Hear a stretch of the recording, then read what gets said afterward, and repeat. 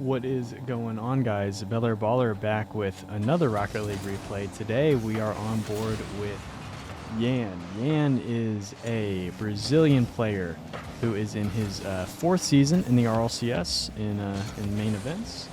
He has been to 5 S-tier events and has some pretty memorable events and moments under his belt when it comes to that LAN stage, but unfortunately has not won any S-tier events just yet.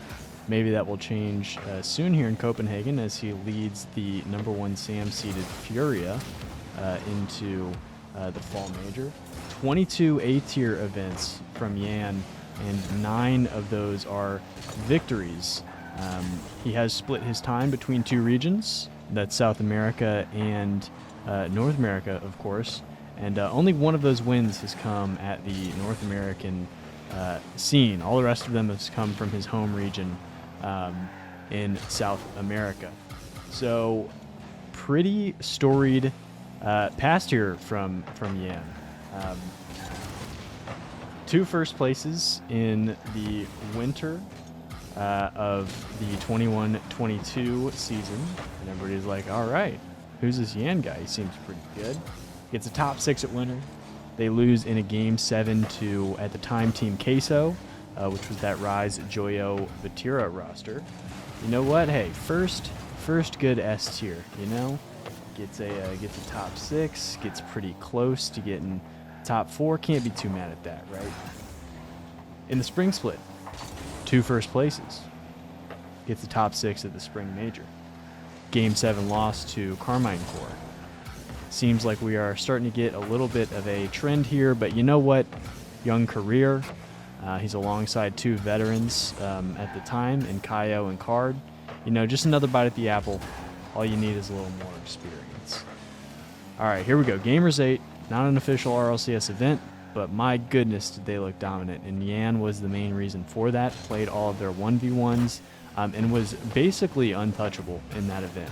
And there we are going towards the World Championship. If you didn't have Yan as a top 3 player, you either knew something that we didn't know, you were just way too high on some other players. Basically, you were a fool if you didn't have Yan in your top 3, top 5. A lot of people had him as the #1 kind of breakout new talent that was about to take the world by storm. And in that World Championship, they get a top 4, as that was a pretty crazy goal to open up the scoring here. So they win Gamers 8. They're coming into the World Championships. They get a top 4. Famously hit the shot, as I'll call it, against Queso, who had rebranded to Moist. And if you're a fan of Rocket League, you know the shot I'm talking about, as Yan's going to put away a second goal here as we see Furia starting to run over this Team Secret roster in the quarterfinals of the Open Qual 3. Hits the shot, and they end up falling in 6 to BDS, the eventual world champions. You know, no shame in that. Incredible event, incredible season from Yan. Where is he going to go from here? Seemingly nowhere but up. He's one of the most mechanical players that we have in the world, and he shows it time and time again. The results are just improving. They decide to come over to North America. And things kind of go a little south from there. No majors until the spring split, in which they went 0-2, knocked out. They literally tied for last place. That was a double elim event, and they drop Kaio. They pick up Lostt from the club. Okay, you know, now this roster, all they needed was a little more firepower. You know, maybe they got a little predictable, Kaio and Card, or, you know, their mechs might be a little bit behind the times. All they need is Lostt. He's the best player in SAM at the time. Bring him over to NA.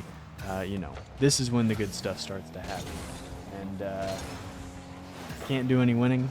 They end up dropping Card, picking up Drufinho.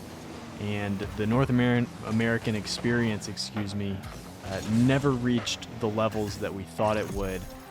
Yan seemingly taking a back seat to, you know, the former version of himself that we'd all come to know and love. And they pick up Drufinho.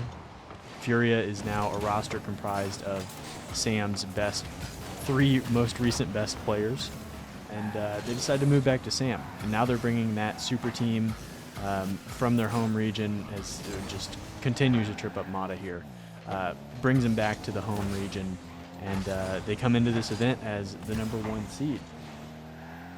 They have been dominant in that region. They're 21-1 in their 22 series.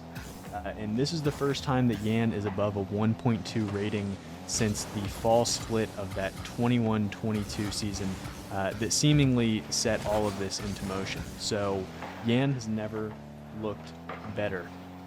To encapsulate that a little bit further, Yan is having his best core stat fall when we compare it to this season and last. 0.99 goals per game is just unbelievable. He is #1 in the world in assists, the only player above an assist per game. He has his highest shot total at 3.5, and his rating is a 1.27. Goals, assists, shots, and rating are all top 10 in the world. Can Yan, who is still, I think, the captain of this team, lead them over the hump and get back to his former LAN glory? Time is going to tell. What do you guys think about Furia? Where do you have them ranked as we head into this first event of the season? I would love to know. Let me know in the comments below. And until next time, guys, take it easy.